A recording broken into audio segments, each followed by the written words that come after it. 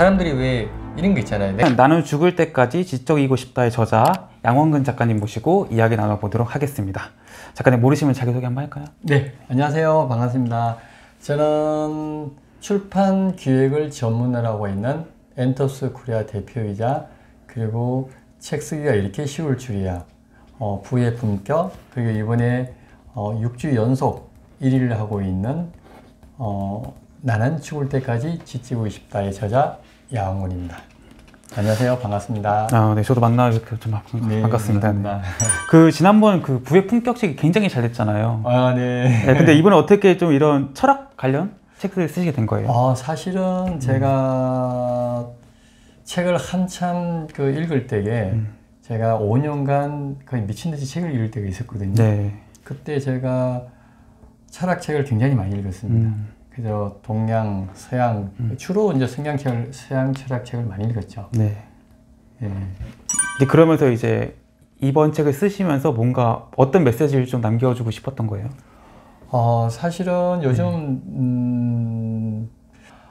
너도 나도 다 지구 지금 현재 그 온난화를 넘어서 지금 열대화로 바뀌고 있잖아요. 네. 지금 온 지구가 지금 막 난리예요. 네, 그렇죠. 근데 세계 정상 각국의 그 대표들이나 또 환경 단체들 그렇게 정말 똑똑하고 훌륭하신 분들이 아는 건 많은데 이렇게 탄소 배출을 지구를 살리기 위해서 탄소 배출을 해야 된다. 네. 자연 보호를 해야 된다 외치면서 네. 실제로 실천하는 게 하나도 없다는 거예요. 네, 맞아요. 네, 그래서 작은 실천이라도 하자라는 그런 의미에서 요즘은 그렇게 유럽에서 그런 게 많이 그 이슈가 되고 있는 것 같아요. 네. 근데 사실은 이 이야기도 저는 이 책이 쓰고 나서 책이 나오고 나서 그걸 알게 된 겁니다.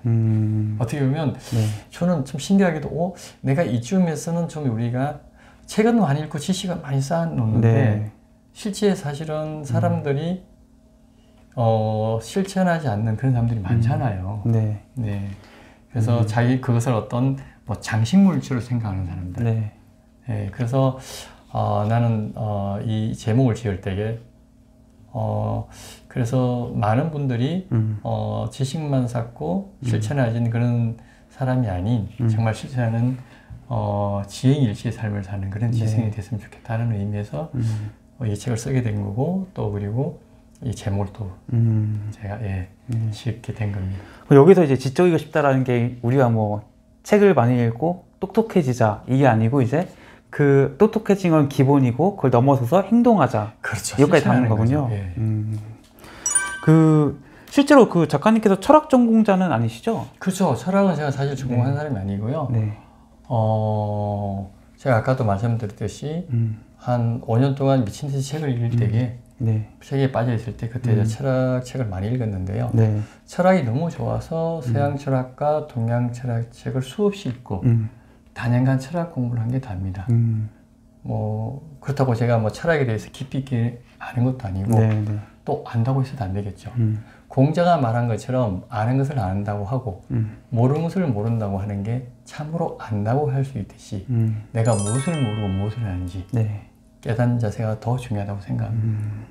보통 이제 철학하면 사람들이 어려워하잖아요. 그렇죠. 예. 작가님께서는 이제 5년 동안 그 철학에 대한 책들 읽으시면서 좀 약간 그런 어려움은 없으셨어요? 철학하면서요? 네. 물론 처음에는 굉장히 어려웠어요. 처음에 제가 소크라테스의 그 플라톤의 대화편이라고 하는 책을 처음에 제가 서양책을 읽었거든요. 너무 어려워가지고 물론 번역본이라서 그런지는 모르겠지만 이해하기가 힘들 정도로 그래서 한 페이지 넘어가는데 한 3번, 4번을 그 위아래로 막 계속 이해를 하기 위해서 막 그렇게 읽었던 기억이 나는데 그때 가장 제 머리가 아팠던 것 같아요. 왜냐하면 평소에 안 쓰던 이 머리를 쓰려고 하다 보니까 모르는 단어 막 이해하려고 막 노력하다 보면 이 전두엽이 활성화되잖아요. 그러니까 막 머리가 아픈 거예요. 그런 경험이 있어요. 작가님은 사실 이제 책도 많이 읽으신 분이고 책도 쓰신 분이잖아요. 근데 그런 분도 이제 그런 철학책 읽었을 때 진짜 이해가 안 되고 굉장히 읽기도 어려웠는데 일반인들이 이렇게 철학을 해야 되는 이유는 어디 있을까요? 대부분 사람들이 철학이라고 하면 추상적이나 관념적으로 생각하는 경우가 많잖아요. 철학은 그리스어로 필로소피아라고 합니다. 근데 그 필로소피아는 필로스와 소피아를 합성어로 만든 지혜를 사랑한다는 뜻이거든요. 네. 예, 우리가 인생을 살다 보면 내 마음대로 일이 풀리지 않거나 꼬일 때가 많잖아요. 그럴 때 우리는 어떻게 쓰든 그 문제를 해결하려고 고민하고 또 고민합니다. 네. 사실 저는 이게 바로 철학이 시작되는 거라고 생각합니다. 철학은 네. 멀리 있는 게 아니라 항상 우리 삶 속에서 늘 존재한다고 생각합니다. 그렇게 실제로 5년 동안 엄청나게 많은 양의 철학책을 읽으니까 어떻게 달라졌나요? 변화가 어떤 변화가 생기셨나요? 일단은 사실 제가 이제 되게 초긍정적인 사람이에요. 네. 초긍정적인 사람인데 웬만해서는 제가 어디에 뭐 상처를 받거나 무너지지 않아요. 항상 웃고 네. 항상 이렇게 즐겁게 사는 사람 중에 한 사람인데 네. 그러다 보니까 남한테 제가 사기를 많이 당했었어요. 그 남의 말 너무 잘 믿으니까. 네. 뭐 이야기하면 그래?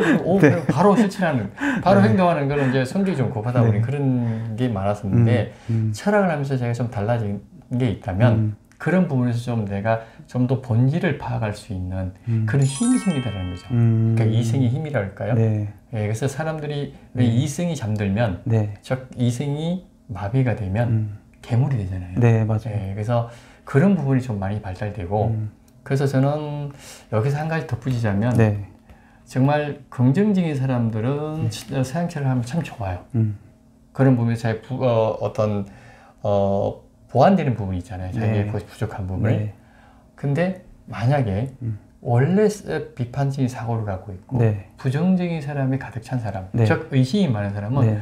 절대로 서양 철학을 하면 안 됩니다. 그럼 뭐 동양 철학을 하면 그렇죠. 오, 네, 네. 서양 철학과 동양 철학의 차이는 네. 엄청납니다. 그러니까 서양 철학은 어떻게 보면 그 기존의 철학자들의 그 이론을 비판하고 부정하잖아요. 네. 그 위에 자기 이론을 세우는 그쵸. 거거든요. 네. 근데 동양 철학은 그렇지가 않아요. 동양 철학은 동양 철학의 대가인 공자나 노자의 사상을 비판하지 못하고 네. 제자들은 그 안에서 주석만 달고 있어요. 그쵸, 그쵸. 네. 네. 그러니까 우리가 동양 철학책을 읽으면 왠지 모르게 마음이 따뜻해지고 포용력을 느낄 수 있어요. 네.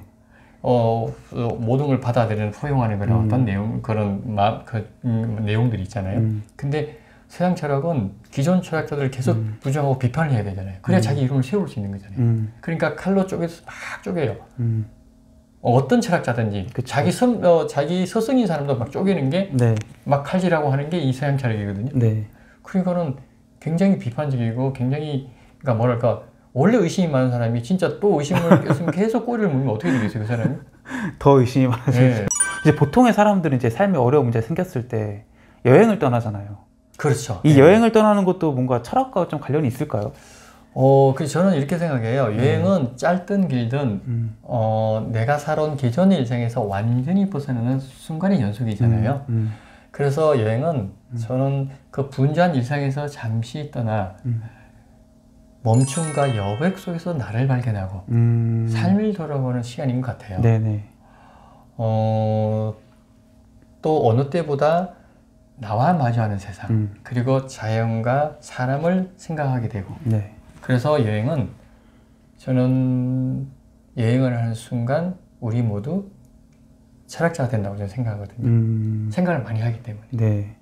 이 걷다 보면 생각을 많이 하게 되는 정리도 많이 되고. 네네. 그 실제로 뭐 철학자들이 많이 걸으면서 사상을 떠올렸다 하더라고요. 그렇죠, 맞아요. 네. 그럼 작가님 여행을 좋아하시나요? 제 일이 전 세계 책의 그 트렌드를 파악하기 위해서 전 세계적으로 많이 돌아다니거든요. 1년에 한 해외 출장만 해도 한 15번 정도 가요. 네. 그럼 가면서 그 일만 보는 게 아니라 네. 그 나라의 어떤 그 뭐 문화라든가 네. 이런 것도 같이 이렇게 보고 탐방하고 또 즐기면서 그런 것도 같이 일과 같이 병행하면서 하다 보니까 네. 그래서 좋아하게 됐던 것 같아요. 여행을. 그 작가님 책에 이제 그 빈수레와 찬수레 얘기가 나오는데 네. 그 저는 이제 빈수레가 요란하다 우리나라 속담이잖아요. 그렇죠, 그렇죠. 예. 서양에서는 이게 찬수레가 요란하다고 얘기하나요? 예, 맞아요. 어떤 의미인가요, 이거는? 그게 우리나라는 빈수레가 요란하다고 하지 찬수레가 요란하다고 하지 않거든요. 그렇죠. 그래서 서양 사람들이 우리나라 이 속담을 들으면 큰 충격을 받는다는 거죠. 왜냐하면 우리는 많이 할수록 입을 다무는 게 미덕이라고 생각하잖아요. 그쵸. 근데 서양은 그 반대거든요. 예를 들어 내가 어느 독서 모임에 참여했다가 집으로 돌아오는 길에 1시간 토론하는 중에 제가 한 30분을 토론했다고 얘기를 했다고 생각해 봐요. 그러면 그때 제가 드는 생각은 내가 너무 나댔나? 그쵸. 저 사람이 나를 잘난 척 한다고 생각하면 어떡하지? 네네. 이런 생각을 하게 되잖아요. 근데 서양 사람은 완전히 달라요. 1시간 토론하는 동안 말을 제일 많이 한 사람에게 네. 저 사람은 배움에 참으로 적극적이구나. 오. 혹은 자신이 배운 것을 자기 것으로 소화하는 아주 정말 똑똑한 사람이네. 이렇게 생각한다는 거죠. 반면에 1시간 내내 말 한마디 못한 사람은 네. 저 사람은 여기 이 주제에 대해서 관심이 없구나. 혹은 아는 게 별로 없네. 네. 이렇게 생각한다는 거죠. 어떻게 보면 이게 옳고 그름의 문제가 아닌 서양과 동양의 문화 차이인 것 같아요. 근데 이 문화 차이 하나가 네. 네. 엄청난 격차를 둔다는 거죠.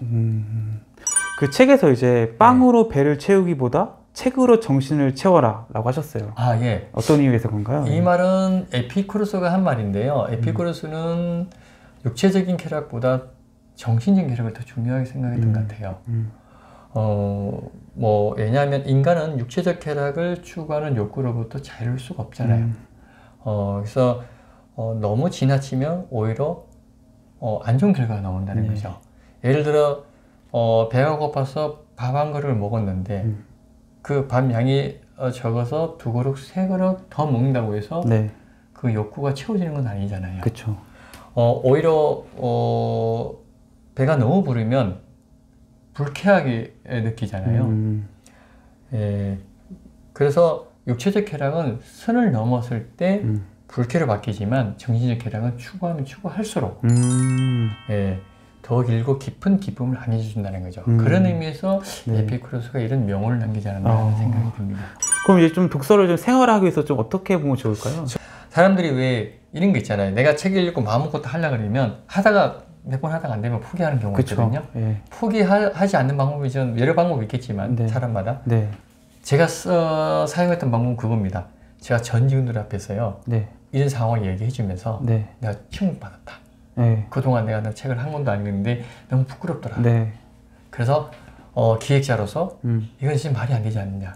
그래서 내가 각오한 게 여러분들 앞에서 나 혼자서 만약에 책을 읽겠다고 생각하면 또 아닐 것 같고 그 20명, 30명 되는 우리 직원 앞에서 내가 공부를 했어요. 선포를. 내가 앞으로 책을 일주일에 한 권씩 책을 읽겠습니다. 그렇게 했는데 처음에 제가 읽은 책이 청소력이라는 200페이지밖에 분량 안 되는 아주 얇은 책이거든요.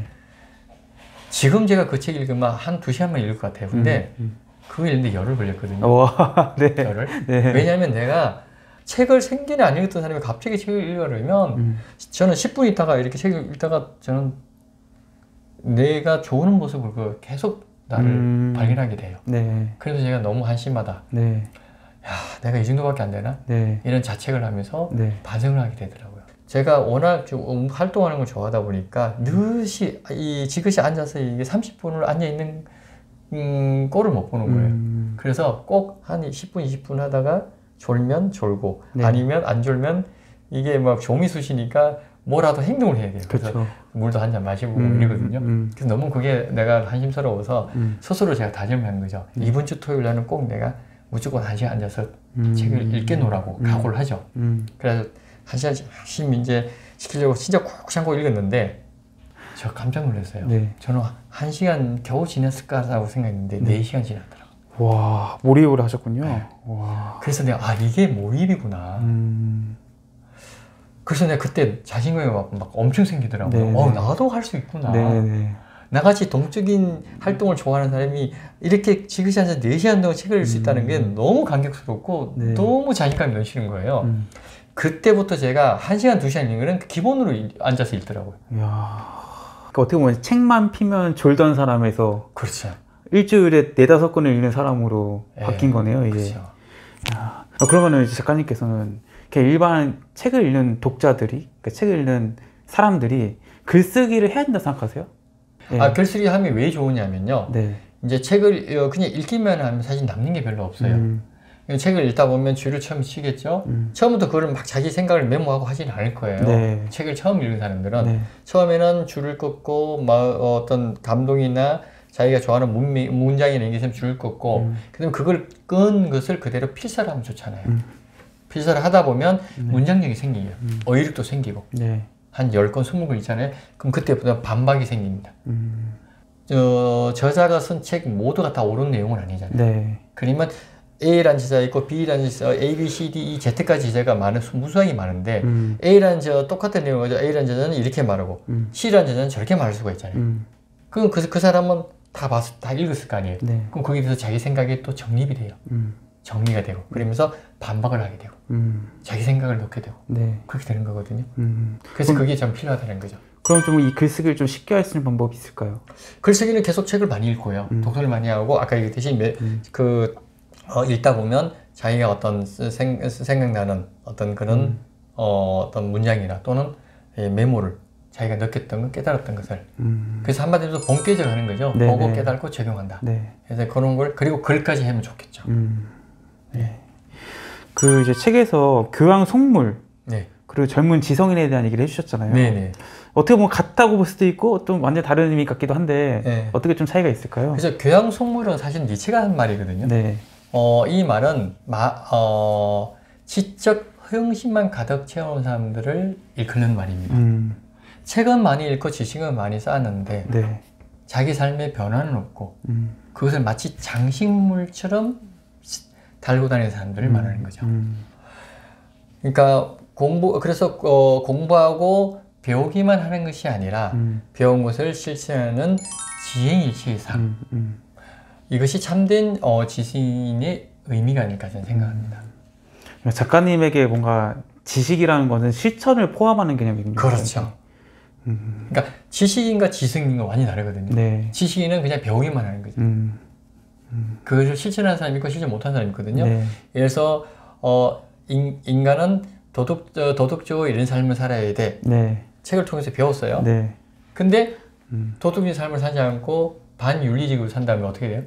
그건 지식인일 뿐이지 그쵸, 그쵸. 지성인은 아니란 말이에요. 지적인 삶을 살지 못한다는 거죠. 네. 그런 의미에서.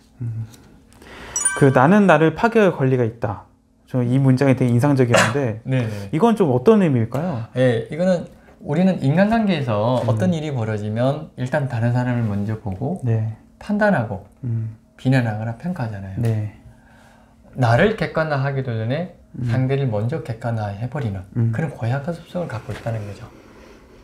내가 잘못했을 때는 어떤 관점에서든 정당화하고 자기 합리화하며 타인이 잘못했을 때는 곧바로 문제시하거나 상처 주고 정리를 합니다. 그렇죠. 어떻게 보면 마치 달리는 말이 타고 있는 등에가 자신이 달리고 있는 것으로 착각하는 것처럼 자기 자신을 보지 못하는 것과 똑같다고 봐야 되겠죠. 네네.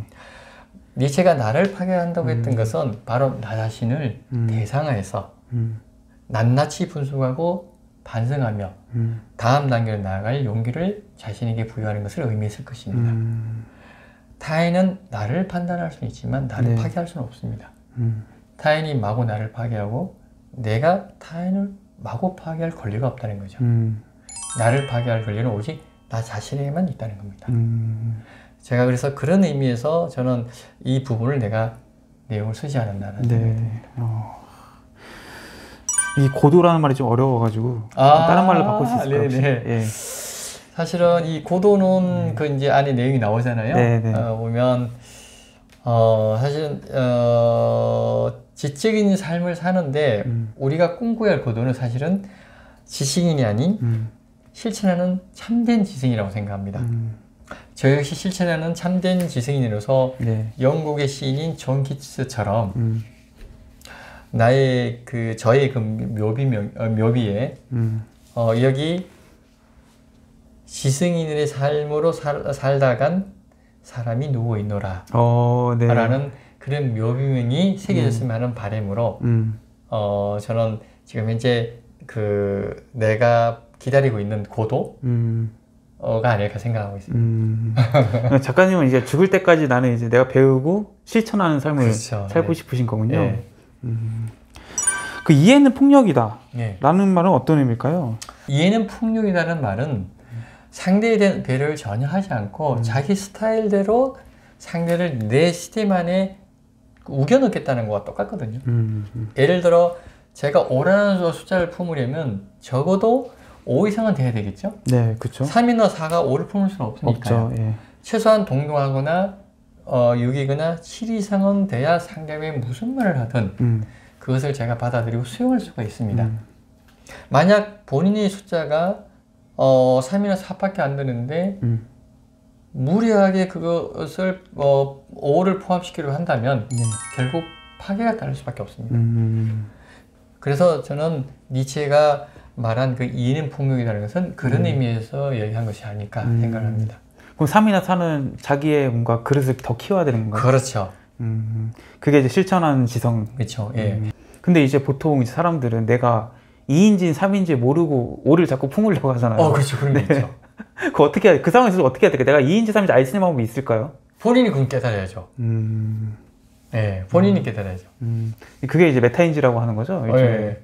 그래서 제가 볼 때는 상대 말을 잘 들어주고 그리고 경청하는 자세를 갖고 네. 겸손한 마음을 갖는다면 네. 저는 자연스럽게 그렇게 그걸 파악할 수 있지 않을까? 하는 생각을 합니다. 네. 그래서 너도 옳고 나도 옳고 너도 틀리고 나도 틀렸다. 네. 여기서 우리가 깨달아야 될 건 뭐가 있을까요? 네, 사람은 누구나 자기만의 옳음이 있고 그것이 항상 상식적이라고 우기는 경우가 많잖아요. 사실 우리는 생긴 것도 다르고 그러니까 살아온 환경도 다르고 그렇죠. 뭐 유전자도 다 다르잖아요. 어떻게 네. 똑같을 수가 있어요? 네. 그런데 안타깝게도 사람들은 하나의 해석을 모든 올바른 해석이자 진실한 해석이라고 설정해 놓고 나머지 해석은 다 진실하지 못하고 올바르지 못하다는 거예요. 저도 한때는 어떤 한 가지 현상을 바라보며 한 가지 해석만을 했고 네. 또 그것만 옳다고 믿을 때가 있었지만 사실 저는 독서를 통해서 하나의 해석은 꼭 하나로 해석될 수 없다는 것 그리고 제가 생각하는 것이 모두 옳은 게 아니라는 것을 깨우치게 된 거죠. 그래서 저는 나의 옳음, 즉 나의 정의가 타인을 찌르지 않도록 항상 조심해야 된다는 것을 저는 항상 그걸 경계를 하고 있죠. 그러니까 이제 책을 읽으면 읽을수록 아는 게 많으면 많아질수록 이게 내가 알고 있는 게 꼭 옳지 않다는 것을 경계해야 된다는 거죠. 옳다는 것, 제가 본인이 옳다라고 생각하는 것을 경계해야 된다는 거죠. 끝으로 구독자분들에게 하고 싶은가요? 제가 구독자분들에게 하고 싶은 이야기는 뭐 앞에서도 좀 했지만 제가 저 프롤로그에서 이거는 제가 살짝 좀 읽어줘도 될까요? 네. 여기 보면 프롤로그 이런 말이 있습니다. 이 책은 나를 철학하는 자기개발서이자 지적 에세이다. 어려운 철학 이론으로 잘난 체하거나 흔하디 흔한 잔소리를 널어놓고 쓰는 것이 아니다. 하루하루 끝을 알 수 없는 삶의 본질을 파고들며 느꼈던 감동, 그리고 나 자신을 탐구하며 깨달은 크고 작은 통찰들을 공유하고자 썼다. 여전히 배울 것이 많은 우리가 배움을 멈추지 않고 나아가는 일, 그리고 그것을 실천으로 옮겨 나를 바꾸는 일은 우리에게 어떤 값으로도 바꿀 수 없는 젊음을 선사한다. 그 젊음은 어쩐지 우리의 육체까지도 젊어지게 만드는 듯하다. 나는 지식만 채우고 실천하지 않는 교양 속물이 되고 싶지는 않다. 언제나 삶은 선택의 연속이다. 교양 속물 대신 젊은 지성인으로 사는 것. 지금 이 책을 놓지 않는 당신의 선택이 후자일 것이라고 나는 믿는다. 여러분들이 이 책을 선택하는 순간 아마 지적인 삶을 살 수 있을 겁니다. 감사합니다. 알겠습니다. 그래서 오늘은 이제 나는 죽을 때까지 지적이고 싶다의 저자 양원근 작가님 모시고 이야기 나눠봤습니다. 오늘 좋은 말씀 감사하고요. 영상 봐주신 구독자분들도 고맙습니다. 감사합니다. 감사합니다.